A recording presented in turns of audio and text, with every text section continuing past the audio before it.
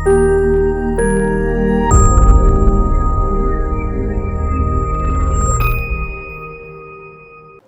Patients cancer treatment తీసుకున్నప్పుడు fasting చేయొచ్చా లేదా అని మమ్మల్ని తరచూ అడుగుతారు. అసలు క్యాన్సర్ ట్రీట్మెంట్కి, క్యాన్సర్ అవుట్కమ్స్కి ఫాస్టింగ్కి సంబంధం ఏంటి? అసలు క్యాన్సర్ పేషెంట్స్ ట్రీట్మెంట్ తీసుకుంటున్నప్పుడు కావచ్చు, ట్రీట్మెంట్ అయిపోయిన తర్వాత కావచ్చు, ఫాస్టింగ్ చేయడం వల్ల ఎటువంటి హెల్త్ హజార్డ్స్ ఆర్ ఎటువంటి హెల్త్ బెనిఫిట్స్ ఉంటాయి అన్నది డీటెయిల్గా ఈ వీడియోలో మాట్లాడుకుందాం. హాయ్, నేను doctor Deepak Koppaka, senior consultant, medical oncologist, kaizen haematology oncology network.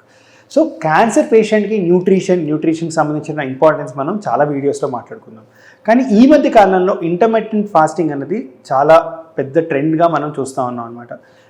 చాలా సైంటిఫిక్ రీసెర్చ్ కూడా ఇవాళ రోజున ఇంటర్మిటెంట్ ఫాస్టింగ్ అనేది హెల్త్కి ఓవరాల్గా మంచి చేస్తుంది అని చెప్పి మనకి చాలా స్టడీస్ చెప్తున్నాయి. కానీ క్యాన్సర్ పేషెంట్స్కి దీని రెలవెన్స్ ఏంటి? క్యాన్సర్ పేషెంట్స్ ట్రీట్మెంట్ తీసుకుంటున్నప్పుడు ఇంటర్మీడియట్ ఫాస్టింగ్ చేయొచ్చా లేదా అన్న దాని గురించి మనం డీటెయిల్గా చూస్తూ ఉంటే, అన్నిటికంటే ముందు పేషెంట్స్ గుర్తుపెట్టుకోవాల్సింది ఏంటి అంటే, ట్రీట్మెంట్ తీసుకున్నప్పుడు న్యూట్రిషనల్ కాంప్రమైజ్ అనేది అసలు ఉండకూడదండి. సో అన్ని రకాల ఆహారాలు ట్రీట్మెంట్ తీసుకుంటున్నప్పుడు carbohydrates, proteins, fat intake, minerals, vitamins అన్నీ కరెక్ట్గా ఉండడం చాలా అవసరం. ఫాస్టింగ్ కనుక చెయ్యాలి అనుకుంటే ఇంటర్మీడియట్ ఫాస్టింగ్ అనేది బెటర్.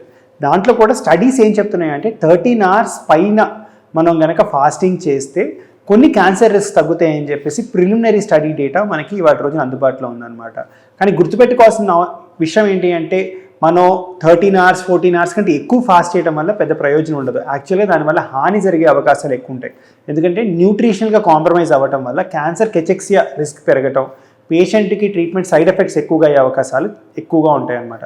సో అందుకనే మీరు ఫాస్ట్ చేయాలనుకుంటే ఇంటర్మీడియట్ ఫాస్టింగ్ ఒక 13 hours వరకు చేస్తే సరిపోతుంది అని చెప్పి ఇవాళ రోజున డేటా ఉంది.